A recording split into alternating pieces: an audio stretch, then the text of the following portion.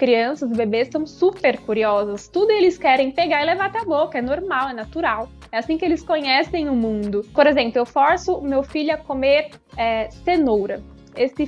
Essa criança fica com aversão à cenoura. Nunca mais quer ver cenoura na frente dela, né? Então a gente precisa ter muito cuidado, porque pode trazer traumas para o resto da vida. Olá, sejam muito bem-vindos ao Cuidado e Criança. Hoje vamos falar sobre obesidade infantil, como prevenir, cuidar. E temos aqui hoje a nossa convidada, Caroline Santos, do perfil Neném da Nutri, que é mãe do Mateu. Né, Carol? Tudo bem? Isso Seja muito mesmo, tudo bem-vinda. ótimo. Muito obrigada. Que bom. Vamos lá, vamos falar um pouquinho sobre esse tema, né, que é tão importante. Muita gente tem dúvida. Quando que a gente considera uma criança obesa? Uhum. Na verdade, a gente tem algumas curvas dentro da pediatria, né? Então, curvas de crescimento, de ganho de peso, curva de IMC por idade, e é nessa curva onde a gente consegue classificar se a criança está com sobrepeso, com obesidade, está com baixo peso, está dentro da normalidade. É bem individual mesmo. E quais são os maiores riscos assim da obesidade infantil para a saúde a curto e a longo prazo? A gente precisa considerar que a obesidade já é um fator de risco para o surgimento de outras doenças, então diabetes, hipertensão, algumas doenças cardiovasculares, alguns tipos de câncer. Então, por isso que a gente precisa ter muito cuidado quando a criança ou adulto, né, está num quadro de obesidade, porque a gente tem total relação, né, no aparecimento de outras doenças. Carol, eu estava vendo aqui um dado super alarmante, né? Que no Brasil temos atualmente cerca de 6,4 milhões de crianças com excesso de peso e 3,1 milhões que já são obesas, né? Então, a pergunta que fica aqui, que eu acho que muita gente que está com criança pequena em casa se pergunta qual o melhor caminho para prevenir a obesidade infantil. Sem dúvidas, uma alimentação saudável e as crianças voltarem a brincar. Por que a gente tem muito hoje crianças que não brincam mais, crianças que não correm, que não pula corda, que não dança, elas estão totalmente voltadas às telas, televisão, celular, videogame, elas não se movimentam mais. Isso é um grande prejuízo para a gente, para a saúde mesmo. E, em contrapartida, temos crianças que não se alimentam mais dos alimentos naturais, então frutas, legumes, verduras e sim ultraprocessados, os alimentos em pacotinhos.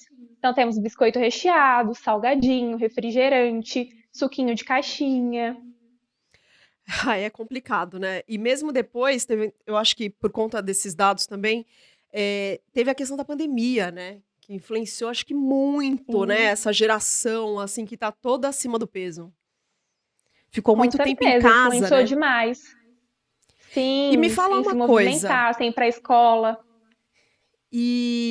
total. E me fala uma coisa, mesmo prevenindo, assim, existe fatores de predisposição para obesidade, mesmo assim na infância?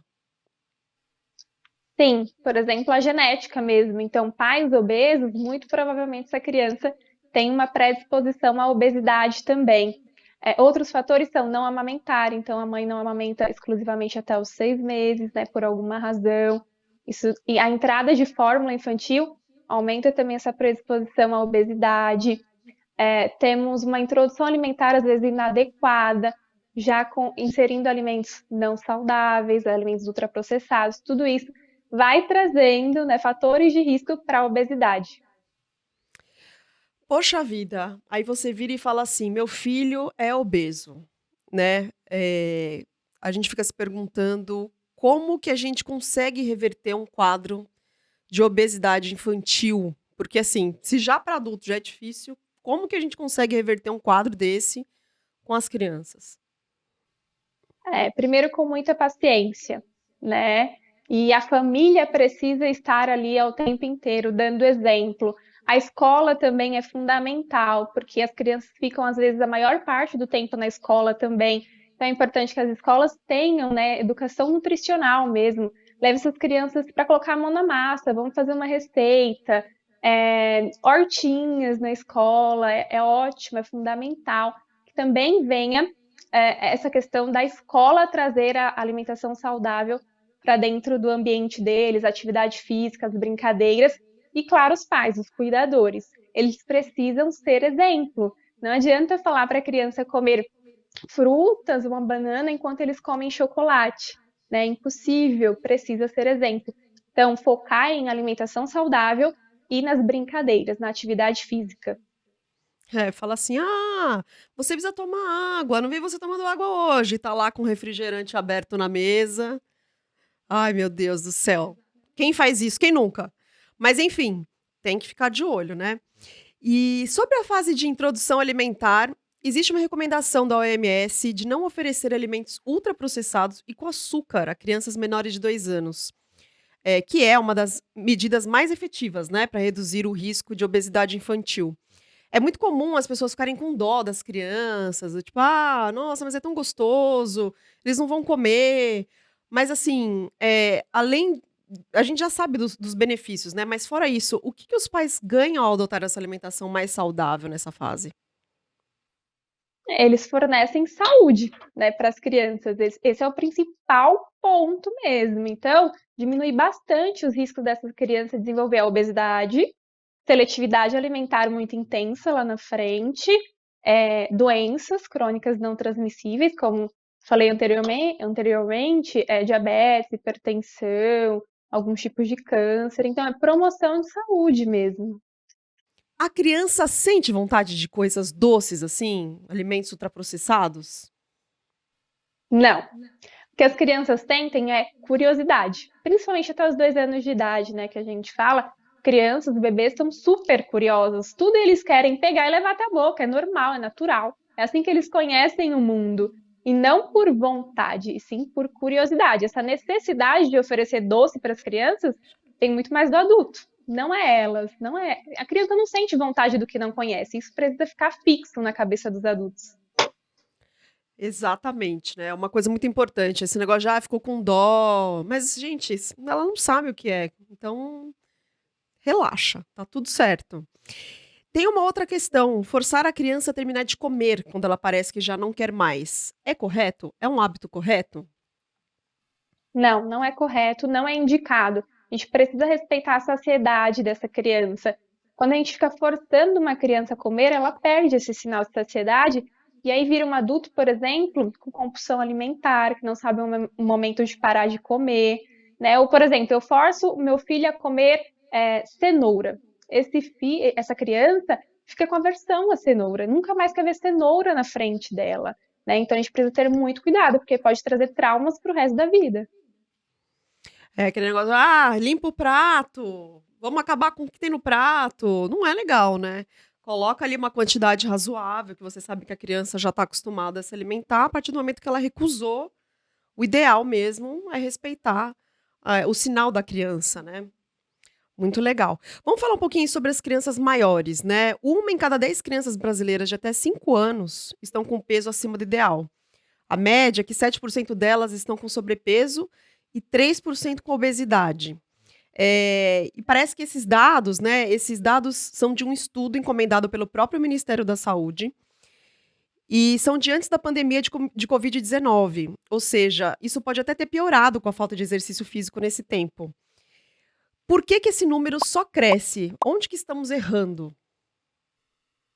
A gente está errando em sempre oferecer o mais fácil, né? Oferecer o pacotinho para a criança, um pacote de biscoito recheado na frente da TV.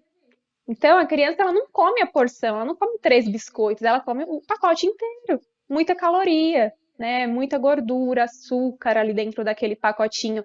Em contrapartida, falta de atividade física, falta de brincadeira. Então, esses são os 2 principais pontos que a gente precisa melhorar, que a gente erra muito ainda. Não, totalmente. E me fala uma coisa, você tem alguma dica, assim, para a família que está lá em casa e que quer deixar essa alimentação mais saudável, mais atrativa, principalmente para essa faixa etária que costuma ser bem seletiva?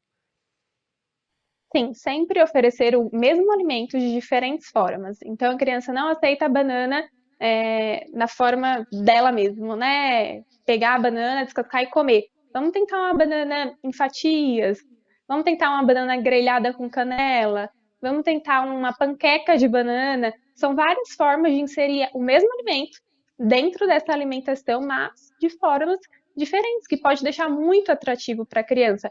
Vamos trabalhar com cortadores de biscoito, então deixar a panquequinha de banana no formato de coração, no formato de estrela. A gente vai variando, vai mudando. Se é um quadro de seletividade, por exemplo, vamos juntar um alimento que essa criança já gosta com um alimento que ela ainda não gosta tanto. Às vezes a criança ama chocolate e ela não come no máximo 2 tipos de frutas.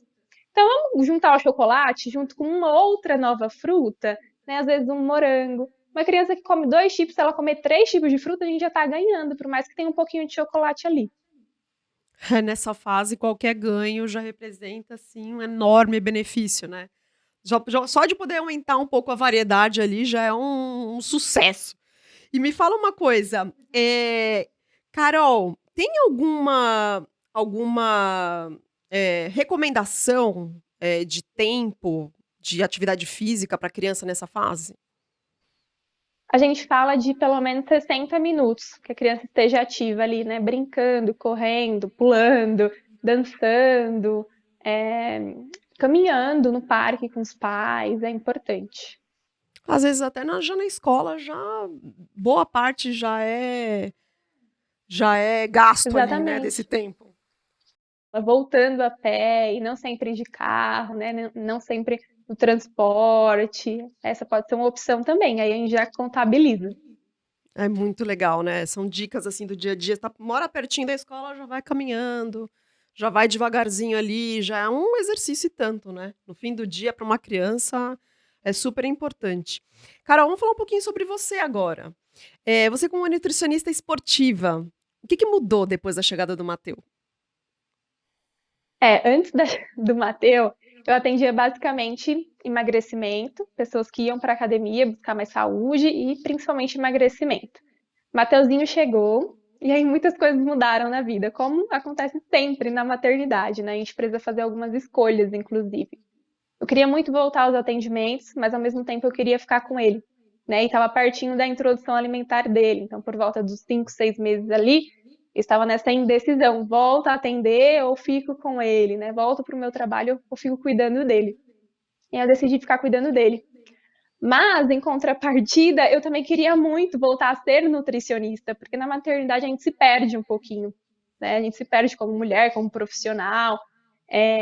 E aí eu queria colocar, mostrar para as pessoas que eu conseguia ser mãe e nutricionista também ao mesmo tempo. Então eu criei o Neném da Nutri para compartilhar a introdução alimentar do Mateu, compartilhar dicas dessa fase, que a introdução alimentar pode ser um momento leve, que não precisa ter frustração, não precisa ser pesado, e assim foi fluindo. E aí eu me encontrei na nutrição materna e infantil. E explica um pouquinho pra gente aqui, que tem muita gente que ainda não conhece o método de BLW, né? Como que ele funciona, assim? Ele tem um fator interessante, assim, que você acha que é decisivo nessa fase também da criança explorar os alimentos de uma forma diferente e que vai contribuir lá pra frente dela gostar mais de outros alimentos, não ser tão seletiva e também ajuda a prevenir a obesidade infantil? Com certeza, totalmente. E assim, é a criança, né, que vai pegar, porque a gente oferece basicamente em pedaços. Então é a criança que pega o alimento, é a criança que amassa, leva até a boca, gera total autonomia. A criança reconhece os diferentes sabores, as diferentes texturas, e isso é um ponto, né, positivo para que essa criança esteja lá na frente menos seletiva, né, não desenvolva obesidade. E essa questão do BLW, o que eu acho muito interessante é que tem muita dúvida que ronda ali, que você falou da alimentação ser em pedaços, né? Eh, Como é que funciona, assim? Tem algum guia para as pessoas saberem como que elas precisam cortar esses alimentos para a criança não se engasgar durante esse processo? Como é que funciona, assim? Porque eu acho que deve ser é um mito, né? Assim, é um tabu quando a gente fala sobre BLW, porque vai engasgar, a criança vai comer em pedaço, melhor amassar aqui, dar picadinho, dar em papinha. Como é que funciona, assim? Então, a gente sempre fala, né, que quanto menor é o bebê, maior é o pedaço. Então, a gente oferece em tiras, em meia rodelas, em 4 partes, para que o bebê consiga pegar e levar até a boca. E o que que é importante? Que a gente consiga amassar esse alimento com as pontas dos nossos dedos mesmo. Se a gente consegue fazer isso, se a gente consegue amassar, o bebê também consegue amassar com a gengiva. E a gente não tem risco de engasgo. Claro que eu não posso falar que o bebê nunca vai engasgar, né? Porque bebês, eles podem se engasgar com qualquer coisa. Com leite materno, com fórmula, com alimentos em pedaços, alimentos amassados. Por isso que é muito importante a gente saber a manobra de desengasgo até mesmo antes desse bebê nascer. Mas é realmente, essa questão dos pedaços, ela é muito interessante, né? Porque, por exemplo, você falou, você consegue amassar com a ponta do dedo, então quer dizer que tá ok. Mas aí, por exemplo, tem aquelas, por exemplo, banana, vou dar banana pro bebê. Tem todo um cortezinho especial que dá pra fazer ali pra poder a criança conseguir explorar aquele alimento sem um grande risco, né? Por exemplo. Sim, a banana, por exemplo, a gente pode dar inteira mesmo, como ela é da forma natural. Só que a gente precisa ter o cuidado de, antes de oferecer, ver se a gente consegue amassar com as pontas dos nossos dedos. Se a gente consegue, a gente pode oferecer. Ai, gente, é tão bonitinha essa fase, né? Faz uma sujeira, mas é tão bom. Você tem alguma dica de lugar para as pessoas buscarem informação, entenderem como é que corta os alimentos da maneira correta, para apresentar para essas crianças pequenas que estão se desenvolvendo, entrando em fase de introdução alimentar? Eu vou dar a dica do meu Instagram mesmo, das minhas redes sociais. Lá tem muito conteúdo gratuito, então eu abro caixinha de pergunta todos os dias. Tem várias postagens onde, né, tem cortes, tem orientações, tem mitos e verdades. Eu tenho alguns e-books também, então, para quem quiser, é uma opção. Então, gente, fica essa dica aqui. Quem quiser saber um pouco mais sobre essa fase de introdução alimentar, alimentação saudável, entra no perfil da Caroline, tá aqui embaixo, tá? O perfil. E, Carol, última pergunta. Como é que você lida? Agora uma pergunta bem pessoal. Como é que você lida com os palpites da família na alimentação do Mateu? Antes da introdução alimentar do Mateu, eu recebia muito mais palpites, né? Então, ai, é frescura, sempre dei não morreu. Mas depois, na prática, quando eles começaram a observar o quão mágico que é a introdução alimentar, né? O quão é divertido oferecer diversos alimentos, né, da forma mais natural possível, eles começaram a respeitar mais. Então, hoje eu não tenho recebendo tantos palpites assim dos familiares. Eles respeitam, perguntam para mim ou para o meu marido antes de oferecer algum alimento para o Mateu. É bem mais tranquilo. Ah, é tão bom, né? Quando a gente consegue ter os nossos limites respeitados, né? E a criança também faz parte, né, do grupo familiar. Todo mundo quer cuidar, mas é muito importante, né? Quando a família entende, assim, a forma com que os pais querem lidar com esse momento, né? É muito bom. É fundamental, né? O respeito acima de tudo. Então, se eu escolhi fazer algo com meu filho, eu espero que eu seja respeitada, né, pelos outros familiares. E isso é muito importante, deve acontecer. Senão, infelizmente, né, o convívio talvez tenha que ser limitado, não deixar o bebê sozinho com aquele familiar que fala que vai dar açúcar, né? Então precisa ter esse equilíbrio mesmo, né? De, olha, eu não quero, então não ofereça. Se for oferecer, né? Se continuar insistindo, eu limito esse convívio. Ai, tá ótimo. Gente, eu espero que vocês tenham gostado desse bate-papo com a Caroline, tanto quanto eu. Esse assunto é um assunto que, né, todo mundo tem muita dúvida. A gente precisa ficar de olho na alimentação das nossas crianças para que elas cresçam bem e saudáveis. Então, reforçando aqui a dica, acesse o perfil da Carol, fique de olho em tudo que tem por lá e aqui também, mande suas dúvidas. Carol, obrigada, viu, por participar hoje do programa aqui com a gente. Foi um Imagina, prazer. eu que agradeço. Muito feliz com a sua presença aqui. E é isso. Mande suas dúvidas, que a gente vai batendo papo por aqui. E a gente se vê no próximo programa.